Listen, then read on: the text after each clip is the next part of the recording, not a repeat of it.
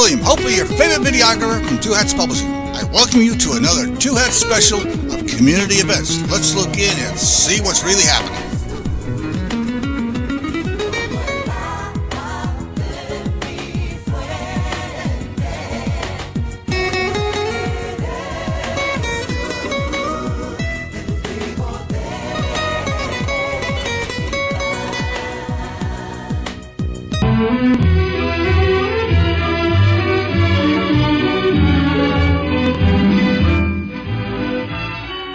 And good afternoon and welcome to Lambda Weekly. I'm Dave Taffet here in the studio with Lerone Landis and nutjob Patti Fink.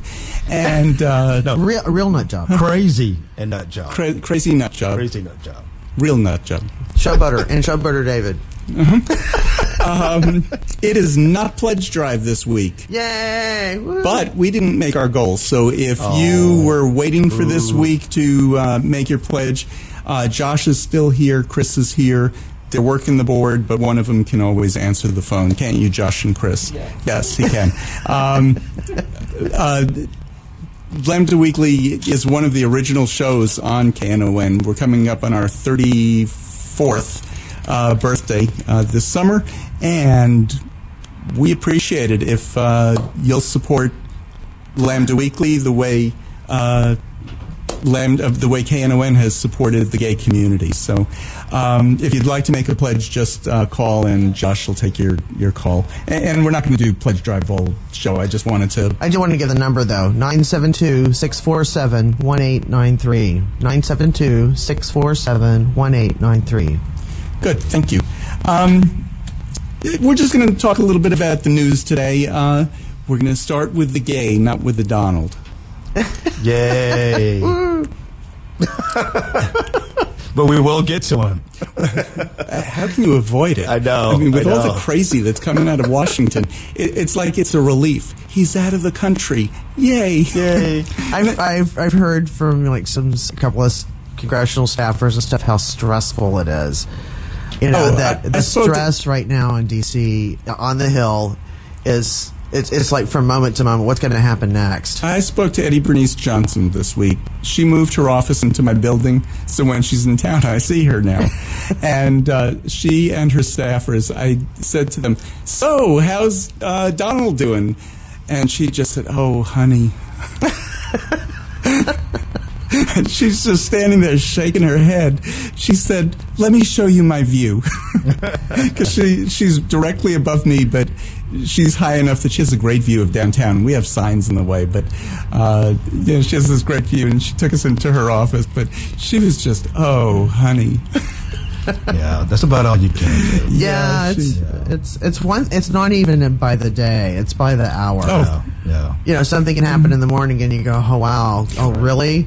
And then by 2 o'clock, it's holy crap. Right. And by 8 o'clock in the evening, it's another thing, right. You know? Well, one of the things that, I guess it was on CNN, that they've discovered is that one of the things that usually comes out just before the 5 o'clock news. So look for something right at the end of the day. That's their standard. Anyway, let's talk about a couple of other things. San Francisco may get its first gay mayor. Say that again? San Francisco may get its first gay mayor. Mark Leno, who is I guess he's not in the state senate anymore. He's retired from the state senate because they have term limits. He was the first openly gay state assemblyman, first openly gay state senator, and now he wants to be San Francisco's first gay mayor. Now, obviously, that's going to shock a lot of people because San Francisco is kind of known as kind of the gay capital of the world. Why is it taking so long to get a gay mayor? You know, I think a number of things. I think when you have such a large gay population, you don't bother organizing the way Dallas does. We almost have too many organizations. You know, I was working on a story this week about the March on Washington that's coming up that nobody's heard of, because they're not doing it like we do. We have a committee that is getting people there, and we have T-shirts made up for everybody to march together. People who are going to this march will meet at the Hilton Garden Inn downtown, and they will march together, and you will know Dallas is there. That's not quite. They don't even have a parade route yet. They don't have permits yet. They don't have, and it's like 3 weeks before this march. Wow. So it's not like the 1993 March on Washington that attracted 1 million people, and we were planning it for 2 years, I believe. We did not have an internet at the time, but you know what? You can't just rely on that. The old school stuff like index cards with people's names and sometimes that works even mailers better. And phone trees and the Dewey Decimal System. Stuff, the Dewey Decimal System, all of that stuff. It's just tried and true, and you can't miss. No. And crowdsourcing and social media organizing is, I would say, a lesser quality because this thing is coming up June 11th. So this march named 12 chairs, 12 diverse national chairs. They're mostly from Washington and New York City. One of them's from California. Now, the two most populous states are California and Texas, and number 3 now is Florida. If you want to get a national audience there, how about reaching out to, I don't know, not just Southern California, but Northern California? How about somebody from Texas? Mm-hmm. Right. They probably could have found somebody who can do some organizing in Texas, you think? North Texas, anyway. Probably. Yeah. Don't count on Houston. They're the ones who have the gay mayor. Well, but, and let's talk about that in a second. But anyway, so getting back to San Francisco, why have they never had a gay mayor? Why has Dallas had more gay council people than they have? Because we're organized, because we were attacked and challenged when they came out with 14-1, the city council plan that would have 14 individual seats. They decided, let's divide Oak Lawn right down the middle so we can never have a gay council person. And so we said, I don't think so. And we elected actually 3 that year, 1 from each of those districts and 1 from North Dallas. So 3 out of 14 were gay in their attempt to make sure we never had representation. And we've continued that until it wasn't that important for us anymore because we were getting good representation from people like Angela Hunt and Philip. And Valletta. Yeah. Garcia. So I think San Francisco just never organized and thought, well, we need gay representation here because people don't know that the gay population is here in San Francisco. Everybody knew. So you had another idea, Patti. I've seen read some pieces recently about progressivism and a lot of there's a school of thought out there that San Francisco really isn't that progressive bastion that we all think it is. The cost of living, especially housing, to live in the city is just astronomical. It literally is astronomical. It's not on a living wage. You can't live in San Francisco. You just can't. I mean, people are. I had a long discussion on the train when we were in Canada with a guy who was living out in San Jose and Oakland across the bay.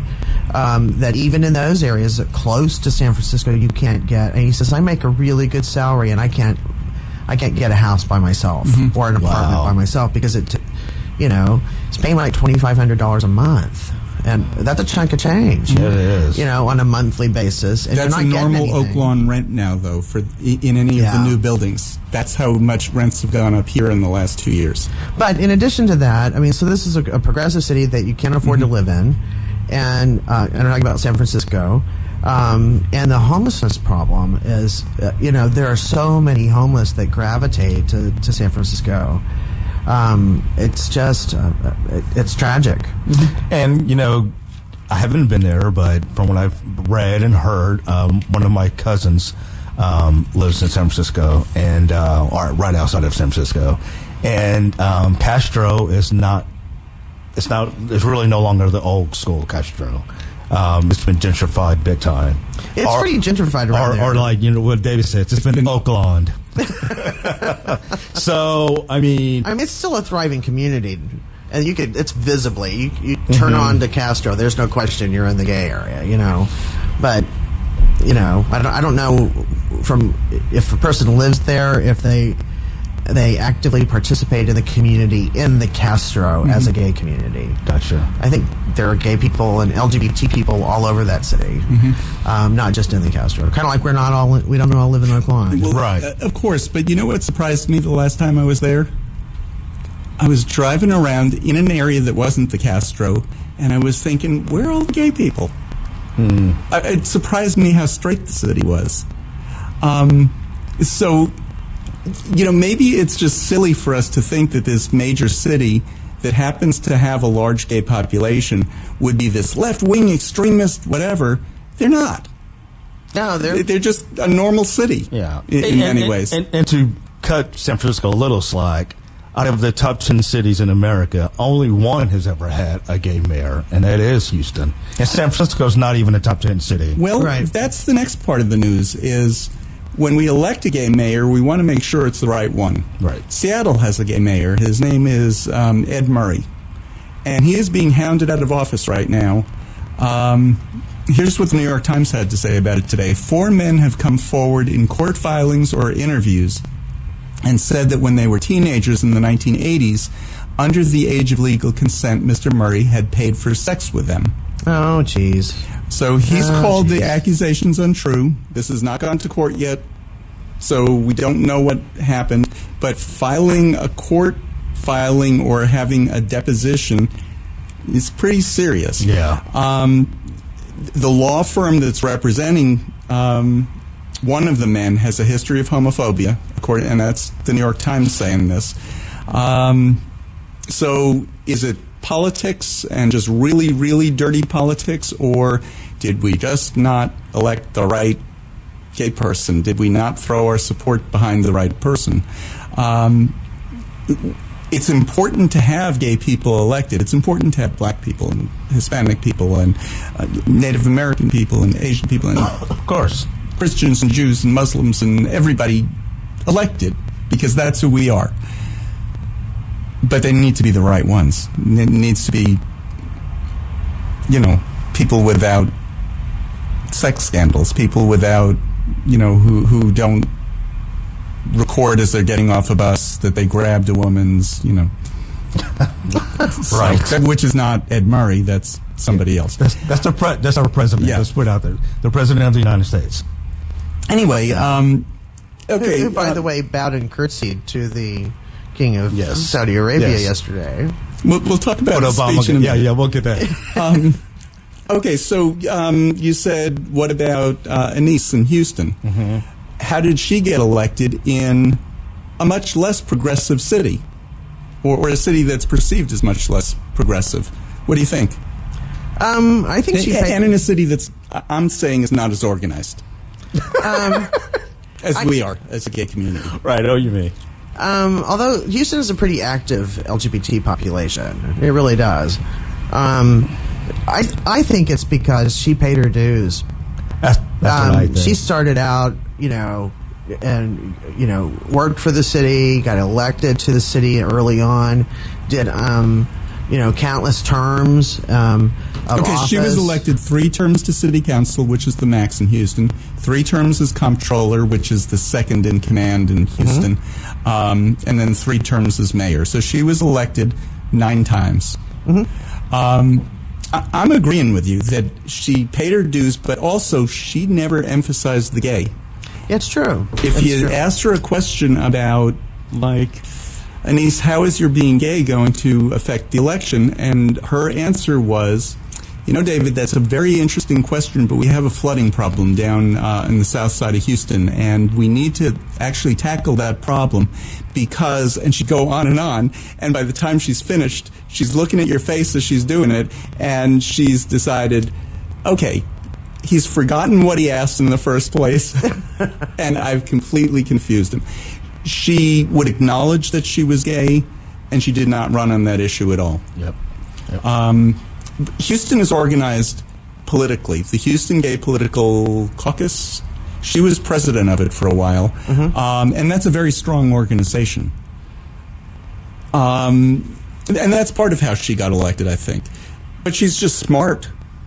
Very smart. And I think in paying your dues, when you're in front of the public that often, 3 terms on council, 3 or 4 as comptroller, and then you try to run for mayor. People know who you are. It's they not have like, watched the news right. for years, in the evenings, and then you're going to be like a quote, a quick soundbite from you when they see your face. They know your name.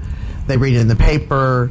It's also it's not like she's a stranger. Well, by any stretch. It's a large city. I mean, over 3 million people, almost 3 times the size of just the city of Dallas, not the metropolitan area, but the city of Dallas. City of Houston is almost 3 times larger.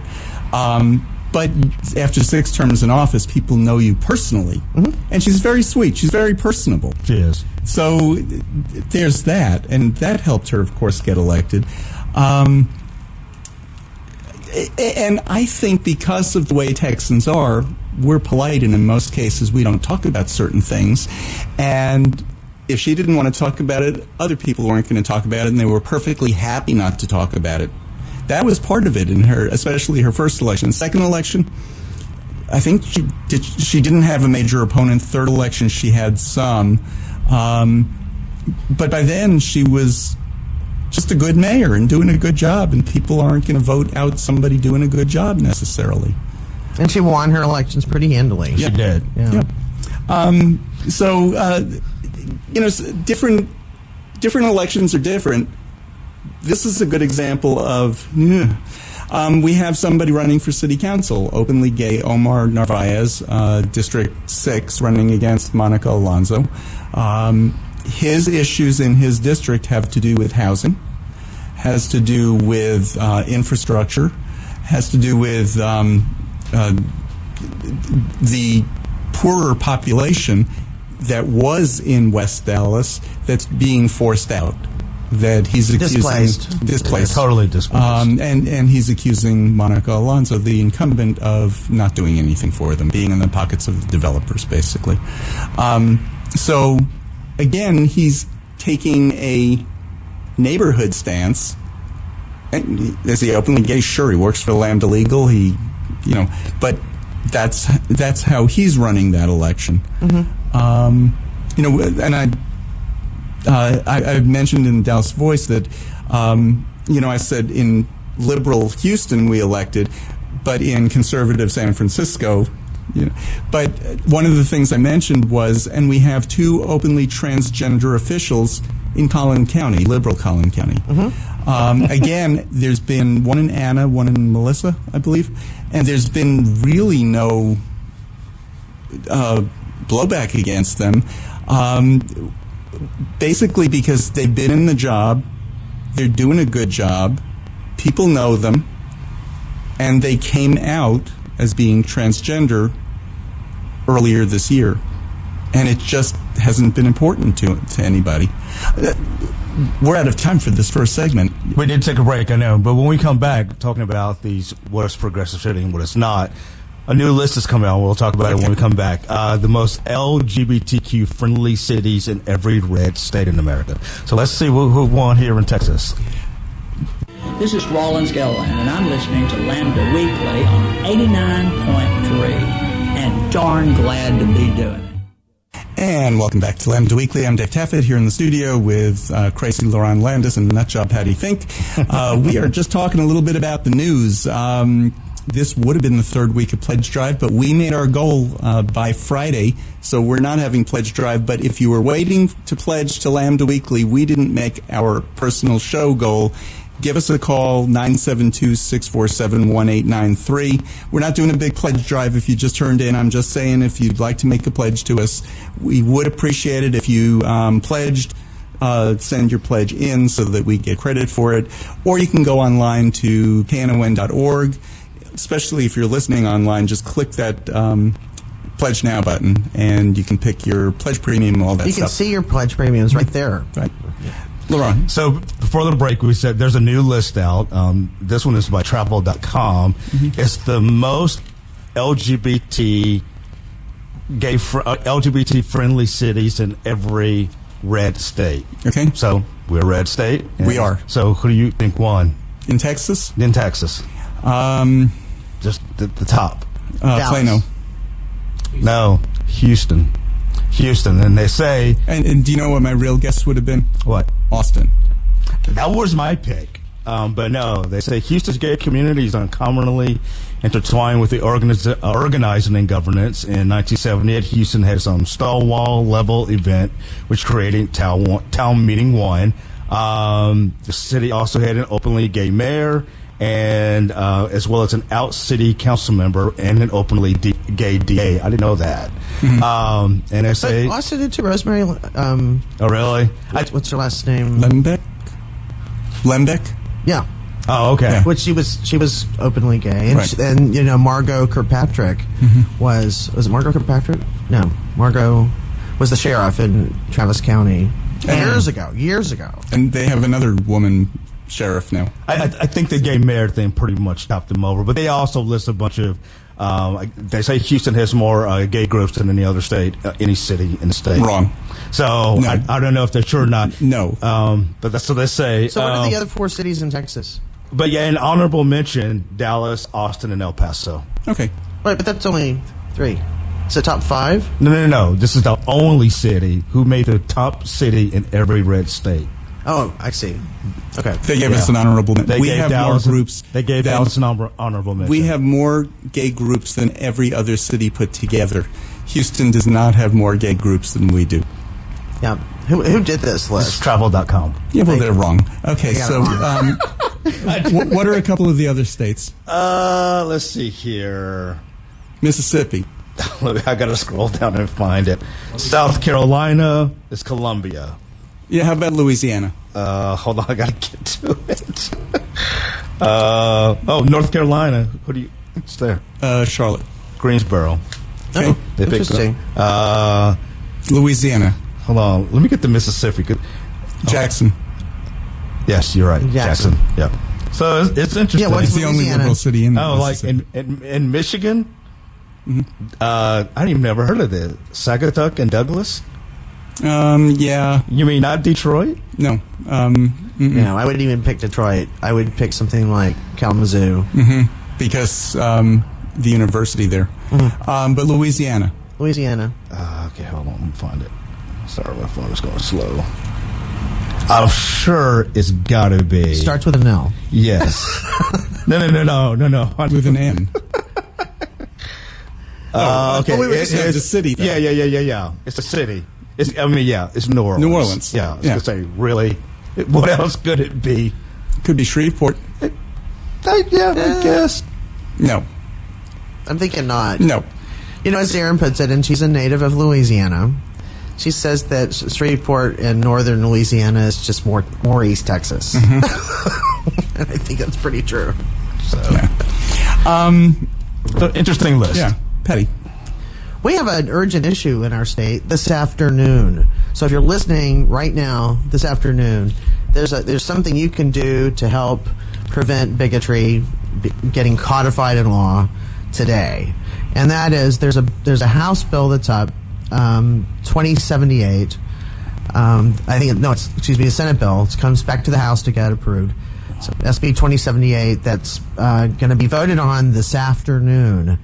And word is that it's a school safety bill, like physical safety. And they're going to tack on, word is that the Texas GOP in the House is going to tack on a bathroom bill that will affect trans school kids across our state and allow them to be discriminated against where they live. So it's just for school kids. Just for school kids. So do something. Be part of the solution. Don't sit at home and not do anything. You can make your call to your House rep. You can also go to Who Represents Me. You can Google that, Who Represents Me. In Texas, it's fyi.legis, which is legislature, legis.state.tx.us. But just Google that, Who Represents Me in the Texas legislature. And they'll pull up a thing you can put in your street address, and they can tell you who represents you in the House. They'll give you their phone numbers. You call, and express how you feel. Specifically, what's different about this bill than the other one, other than you said it is special towards school children? So does it say school children must go to the bathroom what's on their birth certificate? or something like that? It does, and it prevents the schools from defining policies that would allow a transgender school kid to go to a bathroom that they identify with. You know, the Fort Worth policy that was so controversial, basically what that policy said was, you're not going to have a lot of transgender kids in each school. You can have one, maybe two. Work it out. Yeah. That was the Fort Worth policy that was so controversial. If a transgender kid wants to go into the public bathroom of their birth sex or their the sex that they identify as, if they would like a private bathroom, like in the nurse's office, fine. If other students aren't comfortable with that, they can go into the private bathroom themselves, fine. It just said, work it out. It's not that difficult. And most districts have worked it out. Yeah. It doesn't mean that those districts immediately jumped and said, we must discriminate against this kid and ostracize this kid and set up this kid to be bullied. They don't do that. Mm-hmm. You know, and jurisdictions all over the state have just taken care of it. They've just worked it out. You know, schools in Dallas are doing that. It's just schools Fort in Worth. Austin are doing that? Oh, sure. It's just that in Fort Worth, that became their policy. That was a national lightning rod. What do you mean that this kid can... but the bathroom bill that's going through has nothing to do with malls and libraries and government offices and any. It's just schools and those facilities within schools. It's just kids that we're not worried about. And what really ticked me off this week was that Dan Patrick, our lieutenant governor, and in the state of Texas, the lieutenant governor really has an enormous amount of power. Being governor has some power, but really who drives the state is the lieutenant governor, structurally, just in the way it's built. And he had a press conference this week and basically said there are two things that the legislature must do by law. They must pass a budget, and they must pass the sunset bill that authorizes the existence of agencies, or the continuation of the existence of agencies that handle Texas stuff, right? And those are the two things that they're required to do. And he said he's not going to allow the sunset bill to come for a vote in either chamber, or I guess in the Senate, until we get some kind of bathroom bill. He said he didn't care if it was SB 6 or if it was this other 2899 that got killed in committee. He wanted some kind of bathroom bill. So, I mean, this is like the most bigoted statement I think he could possibly make. Some kind of bathroom bill. What he said was, I hope we don't have to have a special session for the two most important issues facing us. Yep. One of them was, I forgot whether it's the budget or something. The other one is transgender people using bathrooms. That's the most important issue it was facing us. It was so disgusting, where he said, I'm going to hold up this bill and not allow the mandatory, mandated in law thing that the legislature must do. I'm going to hold this bill up until this gets passed. And so if it doesn't, until a bathroom bill happens, so he's going to keep having sessions until he gets a bathroom bill, is basically what he said. And freaking Abbott is in agreement with him. Of course. Yeah. I mean, and when did Texas become so anti-business?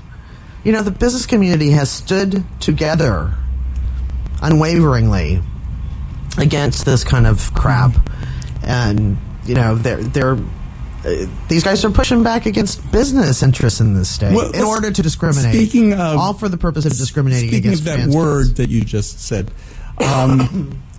You know that abortion bill that was declared unconstitutional, or abortion law was signed into law?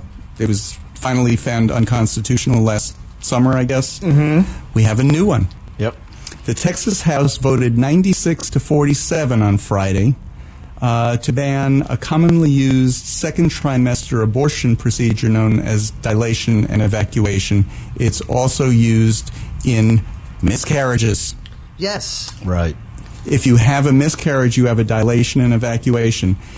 If you perform this as a doctor, you will be subject to felony charges. That's insane. That's really Wow. insane. If you have an abortion or a miscarriage, you have to do this, or you will become sterile. And could possibly You may die. die. Or you Yeah. could die. Right. That, I mean, that's that too. sepsis. That too. You know? Exactly. You have to remove it. If you have a miscarriage and there is unliving tissue in your uterus, Exactly. and it stays there, it will become septic and it can kill you. Yeah. You know, I mean, that's what dilation and evacuation. You evacuate the uterus properly so that there's no lingering tissue. It's the same Right. with if you left some placenta behind. Exactly. Well, now that's going to be a felony in Texas. This law has already been found unconstitutional in Alabama. So we're behind Alabama. They're going to tie up Texas taxpayer resources to defend these bills that Right. will be Right. overturned. Right. Kansas, Louisiana, and Oklahoma. So 4 of our most progressive states They that have passed this bill, and it got. and it's been found unconstitutional. Wow. What are they thinking? They're not. They're not thinking. And get this, our own Victoria Niave, guest on our show not all that long ago, and hopefully many times in the future. She passed a bill this past week that was a phenomenal bill. You know, there's an enormous backlog of rape kits in this state. Women have reported rapes. They've had rape kits completed, and those rape kits are just sitting there. Yeah, not being because tested. It's not being tested. They don't have the money for it. They've never appropriated the money because you know what? It's not a priority for these old white guys in Austin, and it's just disgusting. There are people who've been raped, and those rapists are still out there. And she passed a bill that passed in the Texas House, 150 people by voice vote. And it passed in the United States, the Texas Senate by 29-1. We'll get back to the 1 in a second. But it's a bill that would allow, when you go renew your driver's license at any DMV in Texas, you have the option of contributing $1 toward paying for the testing of these things. And so it's not even mandating, it's not a tax, it's an opportunity that your dollar would go directly toward the testing and to catch up on this backlog. And they estimate that it would raise about $1 million a year, you know, because not everybody who drives gets their license renewed every single year. No, you don't. It's just all staggered, and so but about $1 million a year, and finally get some movement on these rape kits, right? So that there can be some justice for people. And it passed. I mean, virtually unanimously. The one vote against it was my senator, Really? Bob Hall. Yes. Why is he against it? Did he even say? No. He's just that misogynistic. Wow. You know, he's just that bigoted, that backward, and that misogynistic. Truly. I can't stand it. That's grotesque. It is. Why would you vote Seriously. against this? Why would An you vote against opportunity that? for a person to pay $1 to help this along. It's crowdsourcing, and it's a shame. It's a pathetic shame in our state that we have to crowdsource getting rape kits tested. But don't deny the opportunity to do that. You know, Do other states have backlogs in these too? Do you know? big time. Oh yeah. So it's not just a Texas It's a pervasive problem. male. I hear New York has misogyny. a pretty bad backlog of rape kits. If it were a crime, an intimate crime against a man in this state, it'd be first right up. I mean, that's why they couldn't care less about female contraception, but by golly, they're getting their Viagra and their Cialis paid for. I mean, we see it everywhere. And what's really sad about it is, you know, a lot of people are confused why some women don't come forward when they are raped. Well, here's women who obviously have come forward. They've done, you know, and it's a very invasive process to be, to be tested, you know, for To DNA, collect all of that. to collect all the DNA evidence. Very invasive, and they've done that, and yet the evidence is just sitting there. Yes. How much does it cost to test a rape kit? Do you know? It depends on how much available. I mean, there's 10 items to complete. Not all 10 can be collected, depending on the situation with the crime. But it can cost anywhere from, I think, $50 to $1,000 to do all the testing. Okay. All the testing that might be available. So, I mean, because if you have samples from a lot of different Pieces of clothing and Exactly. other things. Yeah. saliva, those sorts of things, then you have a lot of testing to do. So it's not trivial, the cost, but it's never been a priority. It's never been a priority in Austin, and it never will be. I mean, they're like, okay, well, if people want to pay for that, then they can go ahead. I mean, it's not a priority, and it's offensive. It's offensive to really women is. because if it had happened to you, if Bob Hall, you had been raped violently, and had the guts, because you don't have the guts, but if you had the guts to step forward and seek filing charges, having an investigation, and charging someone and getting a conviction, you would be offended if somebody says, nah, we don't care about you. Let's just put that on a shelf in the basement and not look at it. Yeah, it's almost just like, if it comes up later, maybe we will, maybe we won't. I don't know. You know, it's like going through the motions for nothing. Do they test the ones where they've caught somebody? I don't know all the ins and outs of I'm just testing, wondering, because I know of some that have been tested and in different cases that I've heard. Well, I mean, and I'm just wondering. It's just baseline. I'm not saying it's good that you pick and choose. I'm just saying, how do they choose? That's terrible. I think this is going to go back to the longest ones to get them tested, because remember, there's statute of limitations even on rape. And rape, under the American Health Care Act, the Republicans have put through the House and the United States Congress, calls rape and sexual assault a pre-existing condition, and they can charge you 5 times more if a woman's been raped. Get out of here! No, seriously, that's in the list of pre-existing conditions. We're furious, and these are old white guys. And there's even a discussion in the Congress about whether men have actually, old white guys have actually said these words: "I shouldn't have to pay for, women's health issues and contraception if I'm not going to use it, and pregnancies, because we're pro-life. Then we shouldn't have to pay." Yeah, exactly.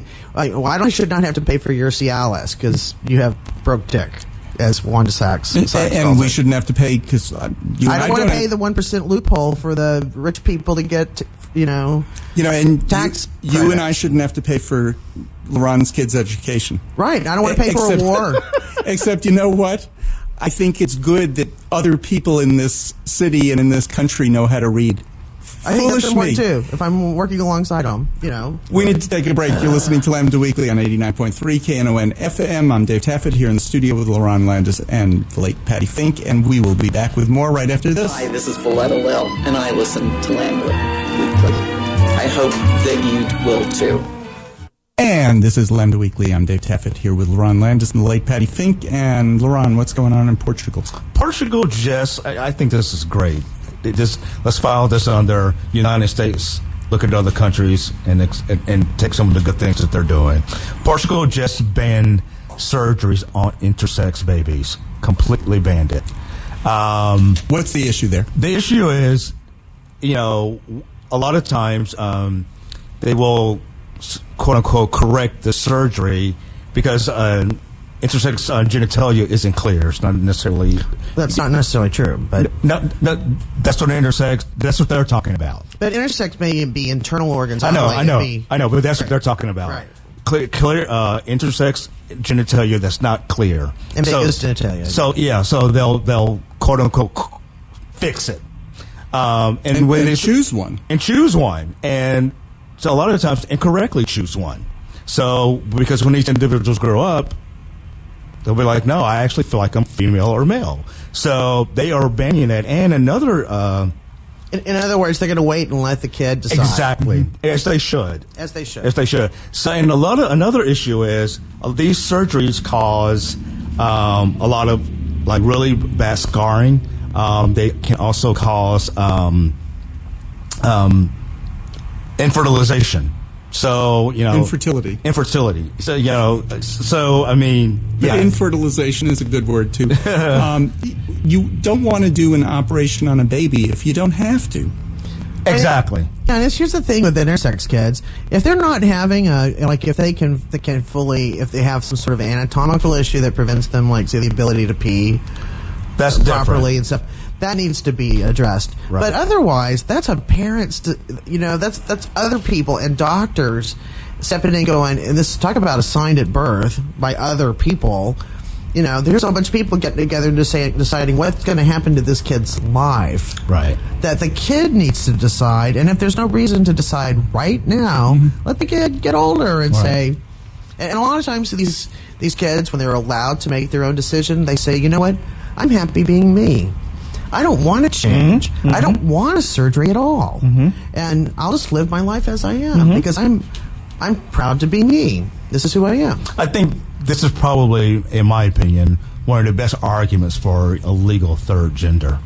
Because, you know, sometimes you just don't know. And like Patti said, they're unless there's like a medical reason why it needs to be corrected, sometimes they're like, yeah, I'm fine, leave it alone. Nepal. The country of Nepal has a third gender. Germany. Germany has a third gender. Yeah. You know, there's a recognition of reality here that the United States is so far behind on. Right, they really are. Now, as you were mentioning earlier, yes, sometimes there's some internal issues, but this is just talking about the appearance of the genitalia. But you wouldn't see those internal things. Exactly, you wouldn't see those. Exactly. But if it causes a problem, like you said, Patti, they'd be corrected then. But that's for a medical reason, not for a medical reason. You know, not for an appearance reason. You know, when I was living, I tell this to classes out at the police academy and DFR sometimes about. I used to work for a neonatal ICU in West Texas. We were level 3, and it was very active. We served 17 counties, and the neonatologist there would if there was a baby that was admitted, and they had some sort of issue and had a skin tag on their ear. I mean, it's a benign kind of thing. She would immediately get an ultrasound of the kidneys because they grow at the same time, and you can only see, say, half or a third of what might be really happening in someone's body. Right. And so, you know, it's not unusual to find that a kid might be intersex. You know, that they have internal organs that mismatch what's going on the outside and what people can see, or chromosomally or hormonally. Right. There's lots of things going on that doesn't necessarily mean between your legs. What percentage? So, Josh asked me before the store, what are the numbers on it? How common is it? According to this, a study conducted in the year 2000, 1 in every 1,000 births, there's an intersex individual. That's a lot. It's a tenth of a percent, but it's more than what people think. It's more than what people think. And it's not a trivial number. There's a lot of people that have issues, and to me, it's no different than what we deal with and the trans community is dealing with. You know, there's a physical expression of it in intersex people that gender is maybe fluid for them. Right. They're not strictly male and they're not strictly female, and that's not unheard of or a far throw to what trans people experience and navigate through their lives. If their bodies don't match and in some who they cases, they're not XY or XX. There's some chromosomal difference there, too. And sometimes that caused the, I don't want to call it an abnormality, caused the difference from the norm. And it's not an abnormality. And sometimes, you know, I read a story about this woman who had, you know, the appearance of a normal vagina. She never knew until she went and got some DNA testing done that she was intersex. She had no idea. This happened to the LGBT liaison officer for the Atlanta Police Department.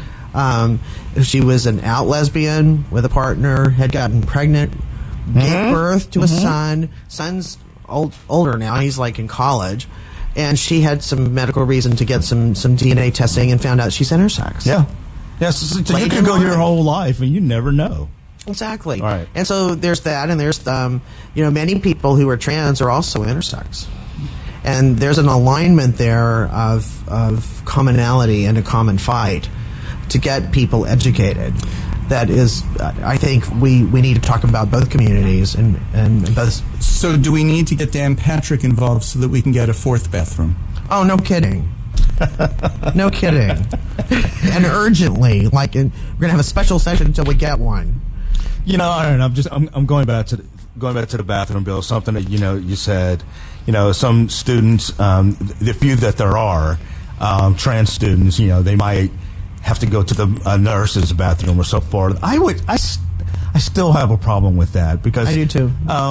Who wants to be singled out? Like every time we go to the bathroom, I have to go down the hall upstairs, depending on how big the school is, to go to the special bathroom. Well, but Fort Worth's solution was if you would like a special, your own private bathroom, very often it's in the nurse's office. It's not in every school. But if that's the solution you choose because you want the private bathroom and that's the only place there is one, that's available. But the thing with Fort Worth also was if you don't want to go into the regular boys' room or girls' room because you're afraid there might be a transgender person in that bathroom, you too can go to that bathroom. So it's not singling them out. That's what was nice about that. I agree with you. But you would choose to go to the bathroom of your choice. Now, I agree. I've been in female ladies' restrooms, and they all have stalls. I don't think I've ever been to a woman's restroom that doesn't have a stall. All the men's restrooms do not. We just, it could be an open urinal and maybe one commode over to the side or something. So specifically with the ladies' restrooms, I don't understand this thing about privacy because you already have it. You go into an individual stall and shut the door.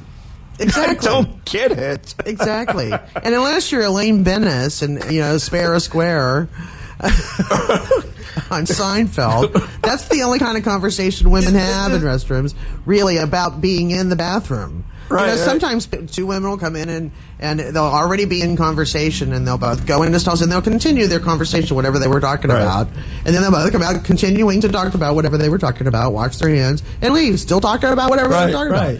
That happens. You have no idea what she was doing in there. You don't need to know. Exactly. It's your own individual private stall. I do know what she was doing in there. She was peeing. Well, we never know. You never know. We don't need to know. So, yeah. Okay, so I have a new topic. Nevada.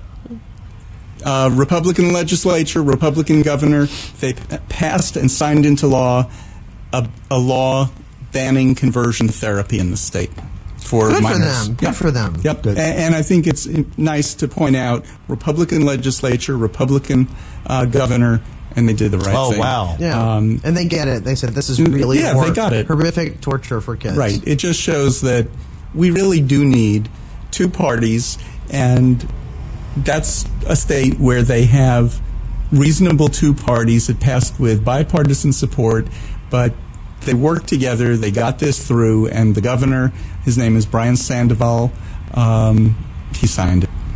Without any, I got this, it's not like it was all over all the news because it's, so radical. I found it in a gay paper from out west, and I forgot which one. But so it was news, but it wasn't this big news. They passed a bill that made sense, had nothing to do with bathrooms. It just has to do with protecting kids From really, really horrible. From something that can be very treatment. damaging. Yeah. Right. Yeah, the way a bathroom bill can cause all kinds of damage. Do you think that the Republicans who did the right thing in this case, do you think there's a growing consensus even among them that, look, being gay or lesbian is really not something that can change, and therefore, you think that's being more accepted, even if they disagree with it? But you think that is start to being more accepted? Sure. Because if that's the case, why are you putting this kid through this? Sure. Well, there's a lot of people who are pretty reasonable and have what we call empathy. And there are many Republicans who don't get it until someone in their family, like their child, comes out as gay or trans. And then suddenly it's an issue for them, and they can either step up and be a human being or they become an a-hole. Yeah. And we've seen both. Yeah, we've seen both happen. unfortunately. And apparently, those in Nevada, Bravo, Nevada, get for, putting it together as empathy and being human. Because who knows how many people in that legislature might have and reading studies that kids. show that this is damaging. Right. I mean, Exactly. every study shows this is damaging to people. But see, my point is we can say that in Texas and it would bounce off them. Facts like that. Right. It's all about how you feel, what your gut feeling is. What happened to the time when people just used to investigate things, do research on things that they're just not really aware of? And find facts. And find facts. Not make up their own, quote, facts. Right. Yeah. That's why Trump has been so damn Let's go back to our legislature. 2 transportation bills. One passed, one didn't. The one that passed is funding driverless cars. Oh, jeez. The one that didn't pass is funding a bullet train from Dallas to Houston. Oh, that failed? Mm-hmm. Oh, man, I was actually kind of looking forward to that. In the House. Oh. The liberal body of our legislature. The relatively liberal. It's not liberal. Well, by any stretch. I'm comparing them to the Senate. Yeah. So I think the bullet train's going to be built. It'll be built with private funds. The state will step in at some point. Unless they try to stop it. But I think a bullet train. If they get one from here to Houston, we can go for the day and come home. Mm-hmm. The same with the whole 35 corridor, I-35 corridor. Austin, San Antonio, even go to Corpus to it should be Dallas, Del Rio, Dallas, Waco, Austin, San Antonio, Corpus. That's it. Or down truly into the valley, not swing over to the coast. Well, bigger city and it's close. It's like 75 miles further, something like that. Yeah, so we're just that backwards. Bullet train would do a lot for development. It would. It's a very pro-business thing to have this bullet train, but nope. There was a new poll out this week by the public policy polling that showed that 48% of the country favors impeaching Trump. But one of the most impressive things, I think, is that they put together some hypothetical Democrats, and right now, just the generic Democratic ticket in Congress crushes the Republicans. So if the election in 2018 were held today, Democrats would take both chambers handily. If people went out and voted. I was about to say, you know what? I'm done with polls after this election. Can we really trust polls? But they threw out some Democrats, and they also threw in The Rock. If The Rock ran for president, I saw that. Well, he's been talking about it. He has been, and he actually did last night on Saturday Night Live. His running mate will be Tom Hanks. It'll be Johnson Hanks 2020. But yeah, The Rock would crush Trump. The Rock, if a new election were held today, The Rock could beat Trump, unless Trump has paper. Again, if people got out to vote. Yeah, I mean, that's one of the things wrong with our elections. I love the Australian system. If you don't vote, you receive a fine. Yep, and it's mandatory voting. Yep. Every person must vote. It's like, get your vote in. It's by law. There are a couple of exceptions if you're in the hospital, a couple of other things like that. They're reasonable exceptions. Yep. What's the legal voting age over there when you start the vote? I think 18. 18? Okay. I think so. But, yeah. The other thing that's I think has come out of this poll is that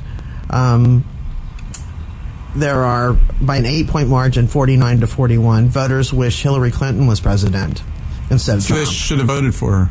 Including 10% of Trump voters. Yeah, well, He's losing support. They should have voted for her. And by a 16-point margin, 55 to 39, voters wish Barack Obama was still president of the United States instead of Trump, including 13% of Trump voters would rather have Barack Obama back. And I love the stuff circulating this week. I posted that on my page about, you remember the scandals under Obama? He was criticized for chewing gum, and he wore that tan suit. Oh my God. Obama is the only president that under his administration didn't have anybody indicted or convicted. Of any crime. Of anything. I mean, it was 0, 0, 0 all the way across since the Carter administration, I believe it was. Well, there were some under Clinton. Back to the Nixon administration. Yeah, there were a couple of them from everyone except for Obama. That's the only one that had no indictments, no convictions, nothing. So what do you all think about, I think his name is Al Green from Houston. Oh, love Al Green. Love Al Green. Al Green is getting death threats right now. Really? Al Green was threatened with lynching. For those who don't know, Al Green became the first, at least elected official that I know of. First congressperson to officially call for the impeachment of President Trump. Maxine Waters has been talking about it. She has, but he did it on the floor. Yeah, I think she did it on the floor. She did it on news outlets. Right, exactly. And so I was like, finally. The morning news quoted several of the phone messages that he got. You ain't going to impeach nobody, you expletive. Try it and we'll lynch all you expletive N-word, and you'll be hanging from a tree. Wow. That's what somebody called a congressman to say. Wow. Now, you can disagree. You disagree with your state senator. Oh, you're not sending him death threats. No, I'm not. Oh, what I am saying is we're going to kick your butt out next year. We're going to put up a good candidate, and we're going to get rid of you. That's reasonable. Mm-hmm. That's reasonable.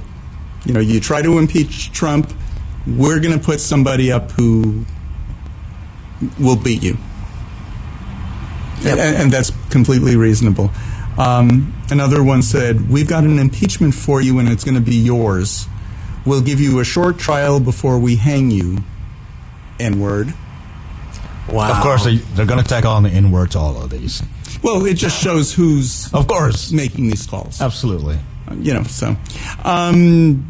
out of time. Next week, our guest is Josh Kogan. He is with the Mayor's Task Force working on LGBT teen homeless issues, and he has a real interesting story. We'll see you then. Have a good week. For all of us at Lambda Weekly, we'll see you next week. This is William, hopefully your favorite videographer from Two Hats Publishing. I hope you enjoyed this video. If you like it, please leave comments below, or like, follow, or subscribe to us and get notices of all our videos. We love it, even when you call.